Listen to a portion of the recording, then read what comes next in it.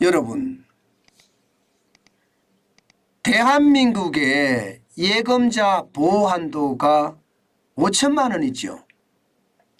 예. 그런데 이 소뚜껑 보고 놀란 가슴 자라보고 놀란다고 지금 미국의 실리콘밸리 은행에서 돈이 확 빠져나가는 것을 보면서 한국 지금 금융권도 바짝 긴장하고 있습니다. 그러면서 말입니다. 돈을 좀 더 보증을 해주면 그 은행이 지탱할 힘이 있으니까 예금자 보호 한도 금액을 올리자는 거예요. 얼마로 올리느냐? 여러분, 지금 이렇게 나옵니다. 1억 원까지 올리자. 1억 원이라고 그러면 여러분, 예금자 보호 한도가 되기 때문에 지금 제2금융권들 위험하다고 이야기하잖아요. 유동성 위기를 맞은 곳도 있고요. PF 대출에 대한 위기를 맞은 곳도 있습니다. 게다가 자체 부실에 의해서 위기를 맞은 곳도 있어요. 이런 위기를 맞은 곳이 사실은 금융당국이 어디가 위기다 이렇게 발표는 절대 안 합니다. 그걸 발표하는 순간 그 은행은 망하기 때문에, 그 저축은행이나 그 새마을금고나 그 보험사는 망하기 때문에 절대 그런 이야기는 안 하거든요. 그러나 위기는 금융당국이 꿰고 있을 거예요. 그런 상황이라면 예금자 보호 한도를 좀 늘려주면 아무래도 저축은행에 예금자 보호가 되니까 여기다가 예금 이자도 높으니까 돈을 더 많이 넣을 거다. 그러면 저축은행들 제2금융권 여기는 아무래도 유동성이 좀 늘어나지 않겠느냐. 이런 시장의 어떤 전망이 나오는 겁니다. 사실상 맞는 이야기예요. 그죠? 5천만 원까지 예금자 보호 한도가 안 되니까 나는 이자 포함해서 5천만 원이니까 4,700만 원 정도 넣어놓는 거죠. 그러면 이자는 계속해서 크게 받을 수 있으니까.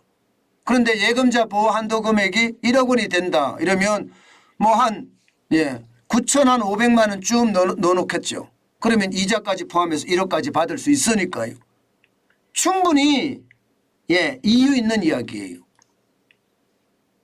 이런 이야기가 나오게 된 이야기가 당연하게 말입니다. 실리콘밸리 은행에서 뱅크런, 그것도 폰뱅크런으로 하루 동안에 420억 달러가 인출이 되는 것을 보면서 지금 우리 금융당국도 화들짝 놀랐다 이렇게 이야기할 수 있습니다. 진짜 화들짝 놀랐다 이렇게 이야기할 수 있습니다. 그래서 예금자 보호 한도를 늘리는 그런 방향으로 가닥을 잡아가는 것 같습니다. 실제 말입니다. 예금자 보호 한도 5천만 원이라는 것은요. 1997년 이때부터 시작을 해서 실질적으로는요. 굉장히 오래된 거예요. 오래된 거. 지금 1997년 11월 이전에는 2천만 원이었죠. 증권은 5천만 원이었고요. 그리고 1997년 11월에서 1998년 7월에는 전액보호해 줬습니다. 전액보호. 그때가 IMF 외환위기 때니까요. 그죠? 전액보호를 해주면서 어디라도 예금을 내라. 그래서 은행에 쉽게 말하면 유동성을 쌓아준 거죠. 그리고 1998년 8월에서 2000년 12월까지는요. 이게 1998년 8월 이전에 가입한 건 전액이고요. 1998년 이후에 가입한 건 2천만 원이었습니다. 그러다가 2001년 1월에는요. 5천만 원으로 확대했고요. 현재까지도 그 5천만 원은 유지되고 있습니다. 그러니까 제2금융권의 유동성 문제가 지금 심각하게 생기니까 정부는 예금자 보호 한도 금액을 확대를 시켜서 결국 유동성의 문제를 해결해 주면서 상황을 이제 뭔가 안정화 궤도로 가져가겠다. 이런 생각이 굉장히 강한 거죠. 실제로도 그런 생각이 굉장히 강한 것 같습니다. 그런데 1억이라는 금액이 괜찮으냐 이런 이야기가 이제 나와요. 왜냐하면 다른 나라들하고 비교해 봤을 때 우리가 예금자 보호 한도 금액이 굉장히 많습니다. 2017년에 대비해서 724조 3천억 원에 대비해 보면 2022년 6월에 1152조 7천억 원이거든요. 굉장히 많죠. 예, 굉장히 많습니다. 굉장히 많은데 이거를 다 커버를 할 수 있겠느냐 뭐 이런 얘기가 나오는 거고요. 예, 그러니까 워낙 규모가 지금 크니까 1억 원을 해서 안 될 수도 있다 이런 얘기죠. 1억 원보다 더 높게 잡아야 된다 이런 얘기도 시장에서 나와요. 예, 1152조 7천억 원이나 되니까 이게 아예 한도를 해외처럼 좀 늘리자 이런 얘기도 나옵니다. 우리는 5천만 원이지만 미국은 25만 달러잖아요. 3억 2,700만 원까지 되죠. 영국 같은 경우도 1억 3,500만 원, 캐나다는 9,600만 원, 일본은 9,700만 원입니다. 독일은 1억 4천만 원이고요. 우리는 빚이 많으니까 좀 늘리자 이런 이야기가 나오는 거거든요. 그런데 문제는요. 그랬을 때 국가가 다 감당할 수 있느냐 문제죠. 국가가. 이게 쉽지가 않습니다. 1억 원으로 했을 때 아니면 뭐 1억 원보다 더 올려서 뭐 1억 5천으로 했을 때 예, 예금보험공사가 다 떠안아야 되는데 이게 국가거든요 사실은.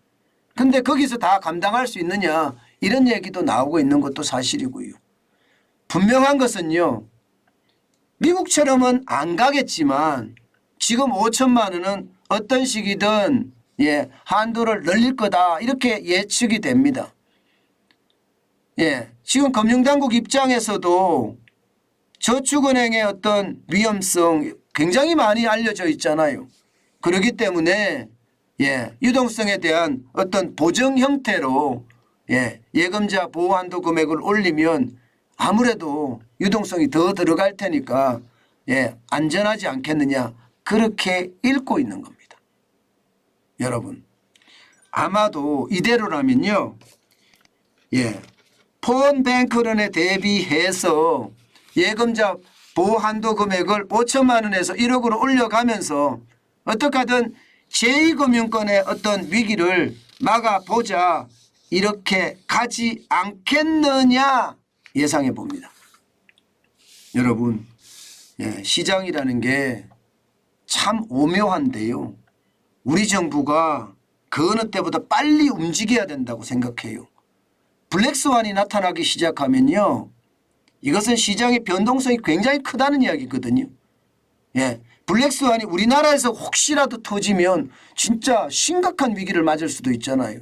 그래서 사전적인 조치 반드시 저는 필요하다고 봅니다. 아마도 그렇게 할 거라고 저도 예상하고 있고요.